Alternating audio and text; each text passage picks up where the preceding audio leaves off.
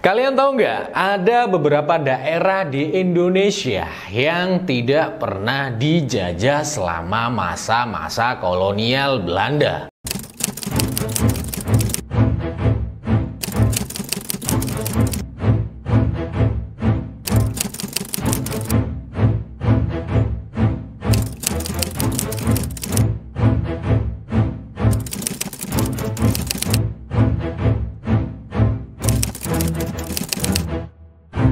Halo bro, kembali lagi sama saya Faris di channel Trisula Media.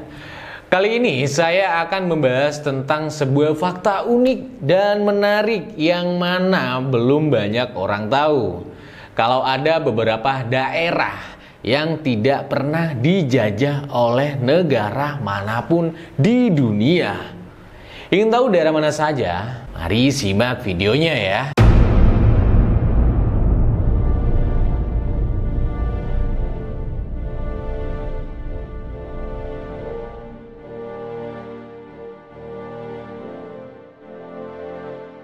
Selama ratusan tahun, Nusantara dijajah oleh Belanda. Selama penduduknya, Belanda menguasai hampir semua wilayah Indonesia. Namun, ternyata ada beberapa daerah di Indonesia yang tidak pernah dijajah oleh Belanda. Daerah-daerah tersebut justru mengatur kontrak dan tidak bisa diatur begitu saja oleh Belanda. Wilayah di Nusantara ini memiliki pemerintahan yang justru bekerja sama karena dibutuhkan oleh Belanda. Daerah mana saja? Yang pertama, Pulau Buton. Pulau Buton merupakan salah satu pulau yang berada di Provinsi Sulawesi Tenggara.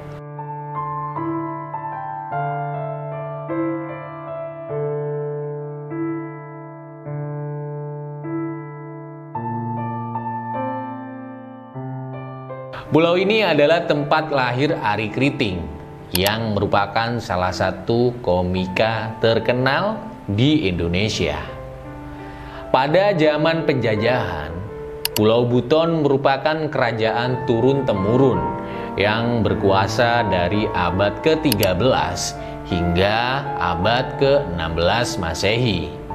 Mulanya, kerajaan ini dipimpin oleh keturunan dinasti dari Raja Buton pertama, yaitu Wakaka. Merangkum dari Detik Edu, setelah Islam yang dibawa masuk orang-orang Arab ke wilayah Buton, kerajaan Buton berubah menjadi Kesultanan Buton yang dipimpin oleh Murhum Sultan Kaimuddin Khalifatul Khamis di tahun 1538.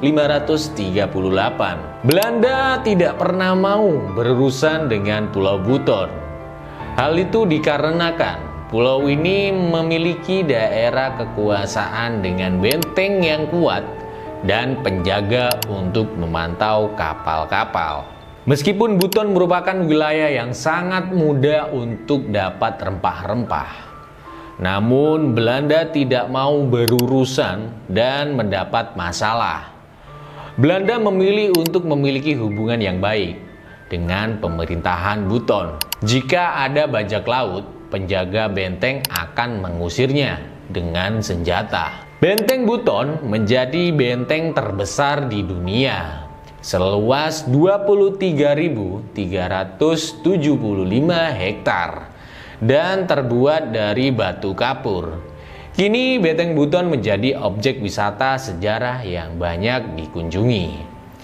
Dan saat ini Pulau Buton menjadi kabupaten yang memiliki ibu kota Bau-Bau dan menjadi beberapa wilayah, yaitu Kota Bau-Bau, Kabupaten Wakatobi, Kabupaten Bombana, Kabupaten Buton Selatan, dan Kabupaten Buton Tengah.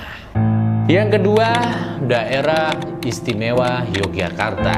Daerah Istimewa Yogyakarta atau DIY menjadi salah satu daerah yang tidak tunduk kepada penjajahan Belanda. Kota yang terkenal dengan Malioboro-nya ini juga dulunya sempat jadi ibu kota negara Indonesia sebelum dipindahkan ke Jakarta lagi. Kesultanan Yogyakarta Hadiningrat didirikan pada tahun 1755 oleh Pangeran Mangkubumi yang bergelar Sultan Hamengkubuwono I.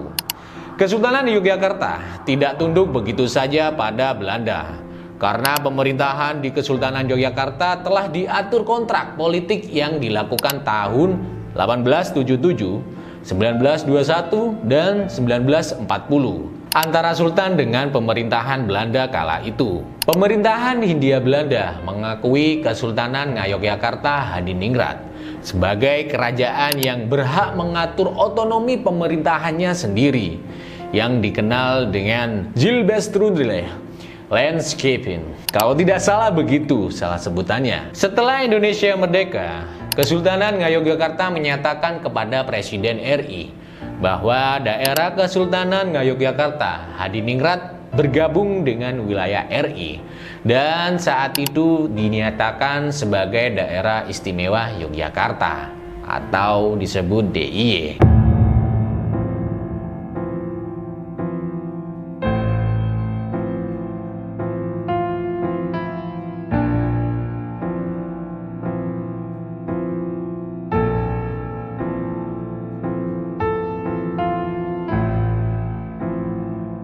Yang nomor 3, Surakarta. Daerah yang menjadi tempat lahir Presiden ke-7 Indonesia, yaitu Bapak Jokowi, ini juga menjadi salah satu daerah yang tidak pernah dijajah oleh Belanda. Hampir sama dengan DIY, Surakarta juga menjalin akad kerjasama dengan Belanda, sehingga daerah tersebut memiliki kewenangan untuk mengatur rumah tangganya sendiri.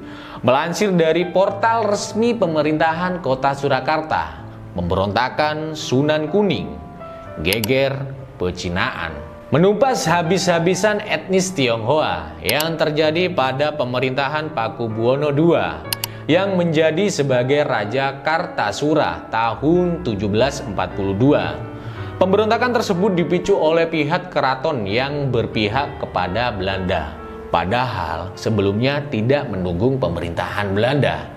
Hingga akhirnya Pakubuwono II mendirikan daerah kekuasaan baru yang dirasa aman di Desa Sala. Daerah kekuasaan itu disebut dengan Keraton Surakarta. Setelah peristiwa geger pecinaan, Solo masih dikuasai oleh Belanda. Daerah yang diberikan kewenangan untuk otonomi sendiri, tidak ada aturan undang-undang, namun diatur oleh akad politik yang disepakati oleh Sri Sunan dan Gubernur Jenderal Belanda. Ada dua jenis akad politik yang terjadi, yaitu akad panjang tentang kesetaraan keraton dan Belanda, dan akad pendek tentang pengakuan atas kekuasaan Belanda. Solo memiliki dua keraton pada saat itu dan diatur dengan kedua akad tersebut. Keraton Surakarta diatur dalam akad panjang dan Mangkunegara diatur dalam akad pendek.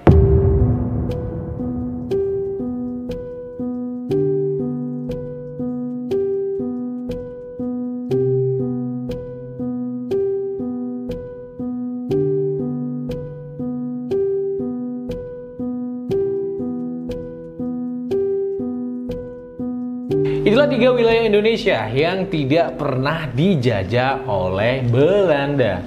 Kalau bolo-bolo mau mengoreksi atau menambahkan, bisa tulis di kolom komentar ya. Mungkin cukup sekian video kali ini, dan jangan lupa like, komen video ini. Dan sampai jumpa di video berikutnya.